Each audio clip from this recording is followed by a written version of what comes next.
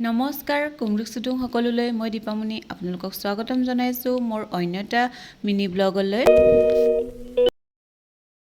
যেহেতু বিহুৰ বতৰ আজি আমি যাবলৈ ওলাইছো আমাৰ ছোৱালীজনীৰ স্কুলৰ বিহু প্ৰগ্ৰাম পাতিব পোষ্ট বিহু সেলিব্ৰেশন তাৰ বাবে আমি দুয়ো হাজু হৈছো আৰু হিয়ানাই পিন্ধিছে তাইৰ আইতাকৰ মোৰ মাৰ 35 বছৰীয়া পুৰণি মেখেলাখন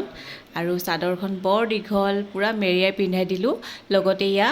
অলংকাৰখিনি পিন্ধাই দিলো ডিঙিৰ দুগদুকি জুনবিৰি আৰু হাতত পিন্ধাই দিলো মুঠি খাৰু ফুল আৰু সৰু লৰা ছোৱালী কাপোৰ পিন্ধোৱাটো বিশেষকৈ মেখেলা পিন্ধোৱাটো বৰ টান কাম দেই কিমান যে ফুচলাই মেলি পিন্ধাইছো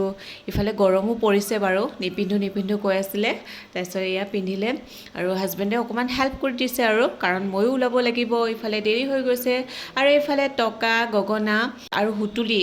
এবাৰ বিহুত তাইৰ ককাকে দিছিলে ফাইনালি আমাৰ ওলাই মেলি হৈ গ'ল আৰু আমাক কেনেকুৱা লাগিছে জনাবচোন আৰু বিহু কেনেকুৱা গ'ল আপোনালোকৰ হেতু জনাব এফালে আমি স্কুললৈ যাবলৈ ওলালো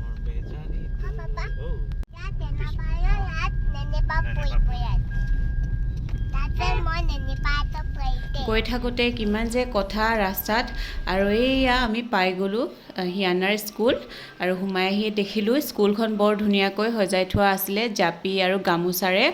আৰু সোমাই আহিয়ে দেখিলোঁ কণ ল'ৰা ছোৱালী হিয়ানাৰ ফ্ৰেণ্ডবোৰেও আহি পালেহি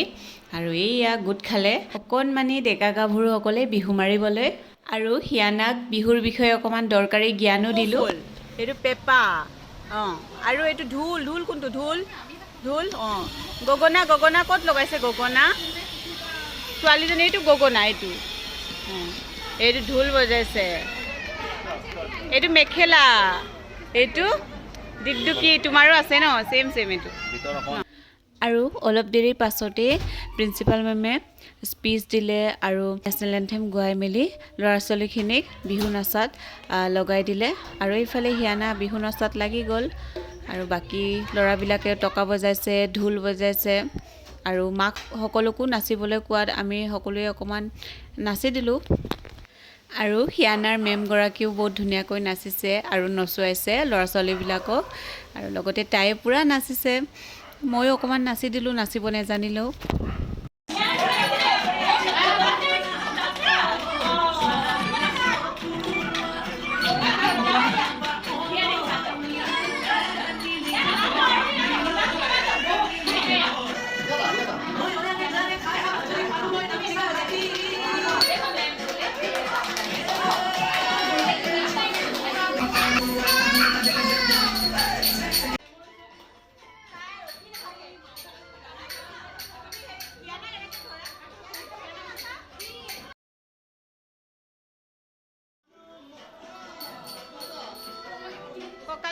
আৰু সকলোৱে নাচ গান কৰাৰ পিছত এয়া আমাক আগবঢ়ালে চাহ জুচ আৰু এইফালে তিল পিঠা নাৰিকল লাৰু আমি সকলোৱে মিলি খালোঁ স্কুলৰ ফালৰ পৰা আগবঢ়াইছিলে বিহু প্ৰগ্ৰামটো বহুত ধুনীয়াকৈ আয়োজন কৰিছিলে আৰু সকলো নাচি বাগি হোৱাৰ পিছত এয়া নাচনী ঢুলীয়া চব খেলাত লাগি গ'ল যিহেতু কণমানি তেওঁলোকেতো খেলাটো বেছি ভাল পায় তাৰ পিছত সেই গ্ৰুপ ফটো লোৱাৰ টাইমত ইমানেই উৎপাত কৰিছিলে